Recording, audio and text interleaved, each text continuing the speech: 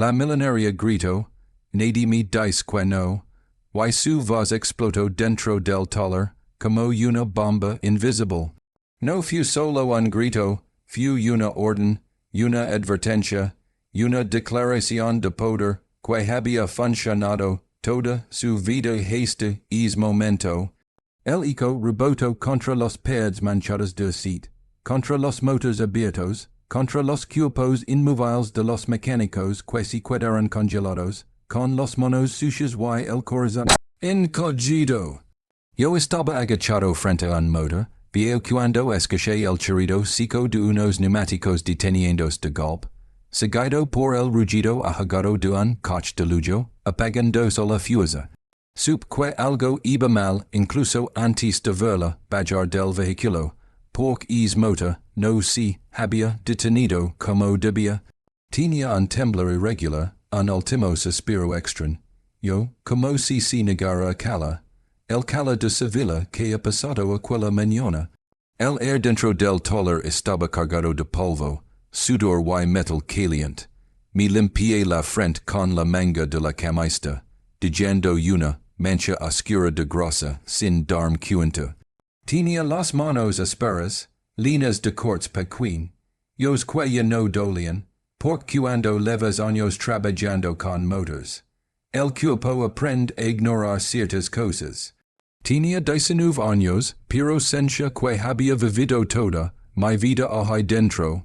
Desde niño, entre herramientas, escuchando a mi padre decir que los coches hablan, que solo hay que aprender a escucharlos. Ese día uno gritaba, el apoyo del coche, como si el suelo le debiera algo. Tacones finos golpeando el cemento, bolso de marca, colgado del hombro con desdén, gafas oscuras que ocultaban los ojos pero no el desprecio. Su presencia lo lino todo. No necesito presentarse. Todos sabíamos quién era. Carmen Salvatierra. Empresaria poderosa, conocida por conseg. Yo siempre lo que quería, como lo quería y cuando lo quería. Una la moda, suya podía hacer rico, o dejar en la ruina, y ella lo sabía. Se notaba en la forma en que se paró en medio del taller, sin pedir permiso, sin saludar, como si aquel lugar existiera solo para servirlo. ¿Dónde está el jefe? Exigió, sin mirar a nadie en particular. Su voz era firme, afilada, acostumbrada a no recibir respuestas equivocadas. El encargado apareció casi corriendo, limpiándose las manos en el pantalón, sonriendo con una mezcla de nerviosismo y sumisión. Yo observaba desde atrás, en silencio, mientras los demás mecánicos se alineaban alrededor del coche rojo brillante que percha completamente fuera de lugar entre tanto oxido y maquinaria vieja. El contraste era brutal. Ella era lujo, el taller era esfuerzo, ella era prisa, nosotros éramos paciencia. El coche hace un ruido raro, dijo, quitándose por fin las gafas y clavando la mirada en el encargado. Mañana tengo una reunión importante. No puedo permitirme quedarme tirada en la carretera. Quiero que lo arreglen hoy. No fue una petición. Fue una orden. El encargado asintió varias veces, prometiendo que no se preocupara, que estaba en buenas manos. Llamó a los dos mecánicos veteranos, hombres que llevaban décadas ahí, que habían visto de todo, que confiaban más en las máquinas que en la intuición. Conectaron el escáner, revisaron sensores, miraron pantallas líneas de números verdes, todo parecía normal. Pero yo no dejaba de escuchar. Y sonido seguía ahí, un tic suave, casi invisible, pero constante. Como un reloj maldito marcando una cuenta atrás, mi pus tenso, sabía y sonido. Lo había oído antes, años atrás, en el garage de mi casa, cuando mi padre arreglaba un coche que nadie más había sabido reparar. No aparecía en los diagnósticos, no saltaba ninguna alarma, pero estaba ahí, y cuando apercia, significaba problemas. Ella empezó a impacientarse, golpeaba el bolso con los dedos, caminaba de un lado a otro, miraba el reloj. Entonces, preguntó con tono seco, uno de los veteranos dijo que todo parecía estar en orden, no debería sonar así, pero según la máquina, no había follows. Carmen lo miró como si acabara de insultarla, den orden, y entonces porque suena como si tuviera piedras dentro. Me está diciendo que me estoy inventando el ruido. Nadie respondió. El silencio volvió a caer más pesado que antes. Sentí como algo me apretaba el pecho. No podía quedarme calado. No esta vez. Di un paso al frente casi sin darme cuenta. Mi voz salió más baja de lo que esperaba, pero firme. Con permiso, creo que puedo ayudar. Fu como si el tiempo se detuviera. Todos giraron la cabeza hacia mí. Carmen me miró por primera vez, de arriba abajo, como si acabara de notar una mancha en el suelo. Sus labios se curvaron en una sonrisa fría. ¿Y tú quién eres para opinar sobre mi coche? Tragué saliva. Sentí el calor subir por mi culo. Soy mecánico. Y sonido no es normal. Ella soltó una risa breve, cargada de burla. Que sorpresa, otro mecánico. Y tú crees que sabes más que ellos. Señaló a los veteranos sin mirarlos siquiera. Antes de que pudiera responder, el encargado intervino, nervioso, pidiéndome que volviera a mi trabajo. Yo asentí obedeciendo, pero algo dentro de mí se revolvía. Porque sabía que tenía razón. Y sabía que ignorar ese sonido podía costar mucho más que tiempo. Volví al fondo del taller, con los puños apretados, intentando concentrarme en cualquier cosa menos en ese tic que no dejaba de sonar en mi cabeza. Desde allí, escuché como Carmen volvía a levantar la voz. Nadie me dice que no, gritó otra vez. Y esa frase, tan llena de soberbia, se clavó en mí como una espina. Porque por primera vez, alguien se estaba a punto de decir que no. No con palabras, con la verdad, con la realidad. Con un motor que no entendía de dinero ni de poder. Desde el fondo del taller, con el olor a aceite pegado a la piel, y el ruido metálico de los herramientas golpeando mi paciencia, intenté concentrarme en cualquier cosa que no fuera ese sonido. Pero era imposible. El tic seguía ahí firme, persistente, como si el motor se negara a ser ignorado. Cada repetición era una advertencia. No para ellos, para mí. Yo sabía lo que significaba. Sabía lo que pasaba cuando ese tipo de follow no se tomaba en serio. Lo había visto antes, y siempre terminaba igual, con alguien diciendo nadie pudo preverlo. Carmen seguía dominando el espacio como si fuera suyo. Hablaba por teléfono, caminando de un lado a otro, lens, ando órdenes, recordando nombres importantes, diciendo claro que su tiempo valía más que el de todos los que estábamos ahí juntos. Cada palabra suya caía como un peso sobre el taller. Nadie la contradecía. Nadie la miraba a los ojos de más, todo tiempo. El encargado asenció todo, aunque no tuviera respuestas. Los mecánicos veteranos seguían revisando una y otra vez los mismos datos, esperando que la máquina les dijera algo distinto. Pero no lo haría, porque no todo lo que fala se deja ver en una pantalla. Yo cerré los ojos un momento. Recordé a mi padre inclinado sobre un motor viejo, con la radio apagada, escuchando en silencio. Cuando algo no suena bien, me decía, no intentes calarlo. Pregunté el por qué grita. Esa frase volvió a mi confusa. Abrí los ojos. El tic no había cambiado. Al contrario, sonaba más rápido, más nervioso. El coche estaba empeorando delante de todos, y nadie quería verlo. La impaciencia de Carmen creció. Su voz subió de tono, exigió resultados, exigió explicaciones. Exigió solutions inmediatas, para esto pago, dijo en voz alta, asegur, andos de que todos le escucharon. Uno de los veteranos intentó tranquilizarla, explicando que a veces los coches de alta gama tenían sonidos normales, que no había que alarmarse. Ella lo miró con furia. Normal que suene como si fuera a explotar en la autopista, Nadie respondió. Él encargó su doba, yo también, entonces ocurrió algo que nadie esperaba. El motor se apagó solo, no fue un apagado limpio. Fue brusco, como si alguien hubiera arrancado el corazón del coche sin pedir permiso. El sonido desapareció de golpe, dejando un vacío extraño. Yo, antinatural. Carmen se quedó quieta, los mecánicos se murmuran entre sí. El silencio fue tan profundo que pude escuchar mi propia respiración. Por un segundo nadie se movió, luego alguien intentó encender el coche de nuevo. Nada.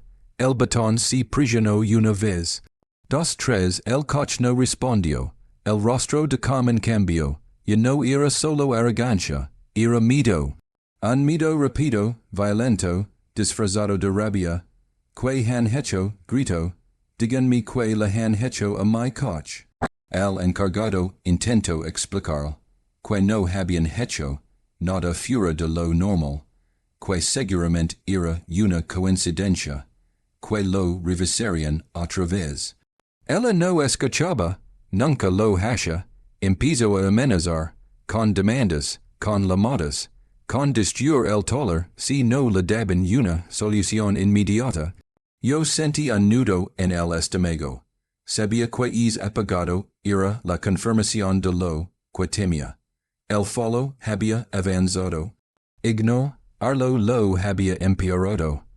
Y ahora, ya no había margen para seguir fingiendo que todo estaba bien. Uno de los veteranos volvió a conectar el esquina. La pantalla seguía marcando verde. Todo perfecto. Todo mentira. El contraste era absurdo. Un coche muerto frente a datos perfectos. Fue entonces cuando alguien pronunció mi nombre. No lo gritó, lo dijo en voz baja, casi como una súplica. Levanté la mirada. Era uno de los veteranos. Su rostro estaba serio, cansado, pero había algo nuevo en sus ojos. Duda, Mateo, dijo ven un momento. Caminé despacio hacia el coche, sin todas las miradas encima de mí. Carmen se giró de inmediato. Que es este aquí? Exigió. Quien le dio permiso? El encargado dudó. Nadie quería enfrentarse a ella. Pero tampoco tenían otra opción. Déjenlo hablar, dijo uno de los veteranos. Carmen soltó una carcajada cargada de desprecio. Ahora resulta que el aprendiz va a salvarse el día. Me miro con frialdad. Si tocas mi coche y lo empeoras, te hago responsable de todo. Asentí, no discutí, no me defendí, no era el momento. Me acerqué al motor, me incliné, cerré los ojos, y escuché, ahí estaba, más claro que antes, un patrón irregular, profundo, escondido bajo el silencio. No venía de don todos miraban, venía de otro sitio, de un lugar que nadie estaba revés, ando por la máquina no lo señalaba. Abrí los ojos y hablé, expliqué lo que pasaba con calma, paso a paso, sin alzar la voz. Expliqué que es tipo de follow no siempre aparecía en los sensores, que era traicionero, que podía pasar desapercibido hasta que era demasiado tarde. Mientras hablaba, sentí como el taller se iba quedando en silencio otra vez, pero esta vez no era incomodidad. Era atención. Carmen me miraba con una mezcla de incredulidad y furia contenida. ¿Y tú cómo sabes todo eso? Preguntó. La miré por primera vez directamente a los ojos, porque escuchado es sonido antes. Si burlo, en que coche, en el de un amigo, negué con la cabeza, en uno que nadie pudo arreglar hasta que alguien decidió escuchar. El encargado trajo saliva, los veteranos intercambiaron miradas. Sabían que no tenían nada que perder. El jefe del taller tomó una decisión que podía costar todo. Tienes 10 minutos, me dijo. Uno más y la perdimos. Asentí. 10 minutos eran suficientes, oh no. Pero no necesitaba más. Mis manos empezaron a moverse con rapidez, casi solas. Cada tornillo, cada pieza, estaba donde debía estar. No dudé, no improvisé, seguí el sonido, no los datos. Mientras trabajaba, sentía el peso del momento aplastándome el pecho. Si fallaba, no solo perdería el trabajo, perdería algo más profundo, la confianza en aquello que me habían enseñado. Carmen observaba en silencio, y no gritaba, y no hablaba por teléfono.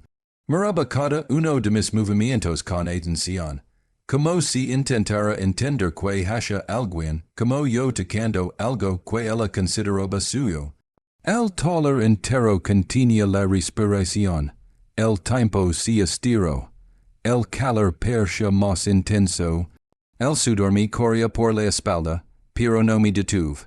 Giré la leve con cuidado, como si el coche pudiera sentir mis dudas. Durante una fracción de segundo no ocurrió nada, y el silencio fue insoportable, como si el mundo entero estuviera conteniendo la respiración. Luego el motor respondió, no con un rugido violento, ni con un estallido orgulloso, sino con un sonido limpio, firme, sereno. El tic había desaparecido, donde antes había tensión, ahora había equilibrio. El coche estaba vivo otra vez. No solo encendido, estaba sano, nadie habló, nadie se movió. Los veteranos se acercaron lentamente, incrédulos, inclinándose para escuchar, buscando con desesperación el follow que ya no estaba. El encargado soltó el air que lavaba reteniendo desde hacia horas. Yo di un paso atrás, limpiándome las manos en el pantalón, con el corazón golpeándome el pecho como si quisiera escapar. Había funcionado, pero no sentía alegría, sentía alivio, y algo más profundo, algo que me heló la sangre. Carmen fue la última en acercarse. Camino despacio, sin tacones resonando, sin prisas. Observo el coche en silencio, rodándolo como si fuera la primera vez que lo veía. Su rostro ya no mostraba furia, tampoco satisfacción. Había algo distinto en sus ojos, algo calculador. Se detuvo frente a mí y habló, con una calma que resultó más inquietante que cualquiera de sus gritos anteriores. ¿Sabes quién soy yo? Preguntó. Asentí despacio. Sí, señora. Ella le dio la cabeza, estudiando. Yo también sé quién eres tú. Sentí un frío recorrerme la espalda. El taller volvió a quedar en silencio, pero esta vez no por miedo, sino por expectación. Algo estaba a punto de revelarse. Carmen respiró hondo y, por primera vez desde que había llegado, bajó la voz. No vine aquí por casualidad. Las palabras caeron como piedras. Es taller no fue una elección al azar. Y tú tampoco. La miré sin entender. Ella continuó. Dijo que la verba me estás buscando a alguien. No un mecánico más, no un ingeniero lleno de títulos, sino a alguien que supiera escuchar. Alguien que no dependiera ciegamente de las máquinas. Alguien que entendiera que la tecnología es útil, pero que no reemplaza al instinto. Me hablaron de un hombre, dijo, un mecánico viejo testarudo, que arreglaba coches que nadie más podía arreglar, que enseñó a su hijo a escuchar motores como si fueran personas. Mi corazón se detuvo, es hombre, continuó mirándome fijamente, era tu padre. Sentí que el suelo desapareció bajo mis pies. El ruido del taller se apagó por completo. Solo existen sus palabras y el golpe brutal de la verdad cayendo sobre mí. Ella explicó que lo había conocido años atrás, cuando nadie más pudo resolver un problema que amenazaba con arruinar uno de sus negocios. My padre lo hizo en silencio, sin pedir reconocimiento, sin presumir, nunca olvidé la forma en que trabajaba, dijo. Ni lo que me dijo al final, traduce saleva, que le dijo, pregunté, aunque una parte de mí no quería saber. Carmen apretó los labios, que el dinero compra tiempo, pero no compra oído, que los máquinas siempre dicen la verdad, si sabes escucharla. Hizo una pausa. Y que algún día su hijo sabría hacerlo mejor que él. El taller entero quedó en shock. Los veteranos me miraban como si me vieran por primera vez. El encargado parecía incapaz de hablar. Yo sentía la garganta cerrada. Carmen siguió hablando. Confieso que había venido a probarme. Que había fingido arrogancia, prisa y desprecio para recrear exactamente el tipo de presión, bajo la cual quería ver si yo reaccionaba como mi padre. Necesitaba saber si eras igual, dijo sin rodeos, si ibas a calarte, si ibas a obedecer, o si ibas a escuchar lo que nadie más escuchaba. La rabia explotó dentro de mí. Jugo con todos nosotros solo para probarme, pregunté, sin poder ocultarlo. Puso en riesgo su coche, el trabajo de estas personas, solo para ver de qué estaba hecho. Carmen no se defendió. No se disculpó, en mi mundo, respondió, las pruebas son duras, porque los errores cuestan millones. Entonces sacó su teléfono. Mostró un contrato, un proyecto internacional, tollers exclusivos, tecnología de punta, dinero suficiente para cambiar mi vida y la de mi familia para siempre.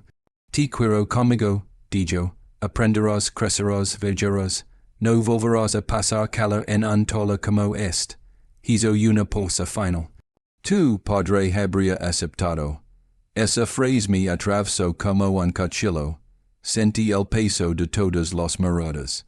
Sabía lo que esperaban. Sabía lo que cualquier otra persona habría hecho. Era la oportunidad de escapar. De dejar, atrás el sudor, el ruido, el anonimato. Todo estaba servido.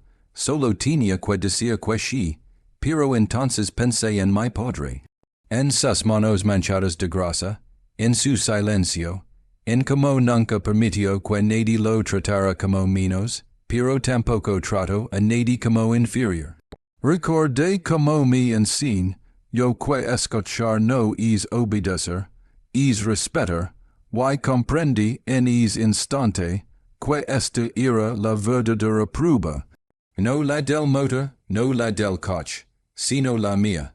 El contrato temblaba ligeramente en la mano de Carmen, no porque dudara, sino porque no estaba acostumbrada a esperar una respuesta. En su mundo, las decisiones se compraban antes de ser pronunciadas. Yo lo miré sin tocarlo. No necesitaba leer las cifras. Sabía que eran enormes. Lo veía en la seguridad con la que lo sostenía, en la forma en que ella hablaba como si yo le perteneciera. El taller parecía más pequeño de repente, como si los pads se acercaran. Como si todos estuviéramos atrapados dentro de una burbuja a punto de estallar. Levanté la mirada y me encontré con los ojos de los mecánicos veteranos. Algunos tenían esperanza, otros miedo. El encargado apenas respiraba. Para ellos, acepta significaba estabilidad, prestigio, quizá incluso protección. Para mí, significaba algo más complicado. Significaba decidir quién era realmente. Dime, insistió Carmen, con un tono suave que no coincidía con la dureza de todo lo anterior. No todos los días se abre una puerta así. Su voz ya no gritaba, pero seguía imponiéndose. Era la voz de alguien que nunca había tenido que explicar por qué merecía algo. Simplemente lo tomaba, inspiré hondo. Sentí el olor del taller. Es olor que había marcado mi vida. Aceite metal caliente, sudor honesto. Pensé en los tardes con mi padre, en cómo me hacía repetir una y otra vez que la paciencia era más valiosa que cualquier herramienta. Pensé en su manera de trabajar, Siempre lejos de los focos, siempre con dignidad. Why entonces hablé? No adige, la palabra que pasada, definitiva, no fue un grito, no fue un desafío, fue una afirmación tranquila, firme, imposible de confundir. Durante un segundo, Nadie reaccionó, Carmen parpadeó, como si no hubiera entendido bien. Como has dicho, preguntó, con una sonrisa tensa. No, repetí, no voy a aceptar. El aire se volvió denso. El encargado dio un paso atrás. Uno de los veteranos abrió la boca, pero no dijo nada. Carmen bajó lentamente el contrato, su rostro cambió, no fue rabia inmediata, fue algo más peligroso, incredulidad. ¿Y te das cuenta de lo que estás rechazando? Preguntó, dinero, reconocimiento, una carrera, todo lo que tu padre nunca tuvo. Es comentario me dolió más de lo que esperaba. Sentí un nudo en la garganta, pero no desvié la mirada. Mi padre tuvo algo más importante, respondí. Respeto, why nunca necesito humilar a nadie para conseguirlo. El silencio se hizo aún más profundo. Las palabras habían cruzado una línea invisible. Carmen me observó como si fuera un idioma nuevo que no lograba descifrar. ¿Crees que esto es una humillación? Preguntó, con voz baja. Esto es una oportunidad. Negaré despacio. No cuando viene acompañado de desprecio. No cuando la prueba consiste en pisotar a otros para ver quién se manchan en pie. Señalé el taller a mis compañeros. Usted vino gritando, amenazando, tratando a todos como si fueran reemplazables. Why ahora quiere que yo trabaje para usted como si nada de eso hubiera pasado. Carmen apretó la mandíbula. Por primera vez desde que había legado, percha realmente afectada. Así funciona el mundo real, dijo. Así se toman decisions grandes. Sentí una calma extra. Yo podrás de mí. Tal vez es el problema, respondí. Que el mundo real se olvidó de escuchar. Ella dio un paso hacia mí. El taller entero se tensó. Pensé que gritaría de nuevo, que ordenaría cerrar el lugar, que haría una llamada para destruirnos. Pero no lo hizo. Se detuvo frente a mí muy cerca. Nadie me dice que no, susurró, más como una confusión, que como una amenaza. La miré con firmeza, hoy sí, es instante cambió algo, no solo entre nosotros, sino en ella. Su postura se relojó apenas. Sus hombros descendieron un poco, como si levaran años cargando un peso invisible. Dio un paso atrás. Miró a su alrededor, por primera vez realmente miró, veía las manos manchadas de grasa, veía el cansancio, veía el miedo que había provocado. Why algo en su expresión se quebró. No recuerdo la última vez que alguien me habló así. Dijo en voz baja. Sin miedo, Nadie respondió, yo tampoco, no había nada más que decir. Carmen respiró hondo, guardó el contra, tu en su bolso y asintió lentamente. Tal vez, empezó, y se detuvo, percha buscar palabras que no usaba nunca. Tal vez tu padre tenía razón, si giró hacia el encargado. Su tola sigue abierto, dijo con frialdad profesional, no habrá llamadas, no habrá consecuencias. El encargado casi se desplomó de alivio. Carmen volvió a mirarme una última vez. No te equivoques, añadió, sigue siendo bueno, muy bueno, asentí. Lo sé. Sin decir nada más, se dio la vuelta. Tu camino hacia su coche. El motor arrancó con suavidad, perfecto, como si nada hubiera pasado. Pero todos sabíamos que algo había cambiado para siempre. Cuando el sonido del coche se perdió en la distancia, el taller quedó en silencio. Nadie celebró, nadie habló. Yo me apoyé en una mesa, sin como la tensión abandonaba por fin mi cuerpo. Cuando el sonido del coche desapareció por completo, el taller quedó envuelto en un silencio distinto a todos los. Anteriors ya no era mido ni tensión ni expectativa. Era un silencio limpio, casi respetuoso, como si el lugar mismo necesitara unos segundos para entender lo que acababa de ocurrir. Yo me quedé de pie, apoyado contra la mesa de trabajo, sin do como las piernas me temblaban ahora que todo había pasado. El sudor me recorría la espalda, pero por primera vez en todo el día, no era por el calor. Era por el peso de la decisión que acababa de tomar. El encargado fue el primero en reaccionar. Si levo las manos a la cara, y soltó una risa nerviosa, incrédula, como quien acaba de sobrevivir a un accidente sin entender cómo. Pensé que estábamos acabados, murmuró. Uno de los veteranos negó con la cabeza lentamente. Yo también. Me murieron. Ya no como al aprendiz, no como al chico, que ordenaba herramientas, y obedecía en silencio. Me murieron como a un igual. Y hizo, más que cualquier contra tú, me golpeó el pecho con fuerza. Volví a escuchar la frase de Carmen en mi cabeza. Nadie me dice que no. Pensé en cuantas veces yo mismo me había dicho que no a mí. No hables, no molestes. No contradigas, no suenes demasiado alto. Y entendí que es día no solo había reparado un coche. Había roto una costumbre.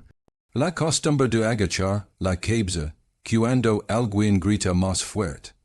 La costumbre de confundir poder con razón. El resto de la tarde transcurrió de una forma extraña, casi irreal. Seguimos trabajando, pero algo había cambiado. Las conversaciones eran distintas, más abiertas, más honestas. Los veteranos me preguntaron cosas. Querían saber cómo había detectado el follow, que había escuchado exactamente. Yo sí los expliqué sin orgullo, sin secretos, como me enseñaron, porque el conocimiento que se guarda por miedo se puder. Y el que se comparte crece, cuando el sol empezó a caer y el toler se vació, me quedé solo un momento. Me senté en el suelo, apoyando la espalda contra una pared manchada de años de trabajo. Cerré los ojos y pensé en mi padre. En cómo habría reaccionado si hubiera estado allí. Pude imaginar su sonrisa leve, esa que aparecía solo cuando algo realmente importaba. No, habría dicho mucho, nunca lo hasha. Tal vez solo habría asentido, y habría vuelto al motor como si nada, pero yo sabía que estaría orgulloso. No por haber arreglado el coche, sino por haber elegido bien. Esa noche al llegar a casa, me quité la camisa empapada de sudor, y grosa y me miré al espejo. Vi un chico joven, cansado, con ojeras y manos marcadas por el trabajo duro. Pero también Roman 6, algo nuevo. Vi alguien que ya no se sentía pequeño, yo frente a los gritos. Alguien que había entendido que la verdadera autoridad no se impone. Se construye, pasaron los días, la historia se corrió de boca en boca, no con titulares ni fotos, sino como se cuentan las cosas importantes, en voz baja, con respeto. La millonaria que gritó, el mecánico que no se dejó pisar, el toler que siguió en pie. Algunos clientes llegaron por curiosidad, otros por querían que alguien que de verdad escuchara tocar sus coches. El trabajo aumentó, pero más importante aún aumentó la confianza. La nuestra nunca volvió a ver a Carmen Salvatierra, pero su presencia seguía ahí, como una sombra que había pasado y dejado una marca. No de miedo, de aprendizaje, porque incluso alguien como ella, acostumbrada a dominar, si había lavado algo de ese lugar, humilde al borde de la carretera. Si había lavado un límite, un espejo, una lección inesperada. Con el tiempo, entendí algo que mi padre siempre supo, y que yo apenas empezaba a comprender del todo.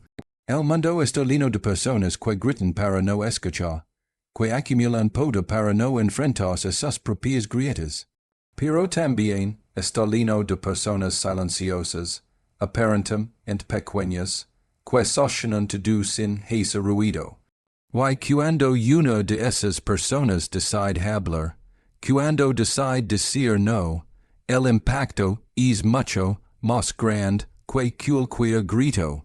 Hoy sigo trabajando en el mismo taller, sigo ensuciando las manos, sigo escuchando motors, pero ya no me siento invisible, porque aprendí que el valor no está en quien te mira desde arriba, sino en quien es cuando nadie te aplaude, que la dignidad no se negocia, y que a veces la lección más grande no la recibe quien arregla el problema, sino quien crea que el mundo entero existe para obedecer.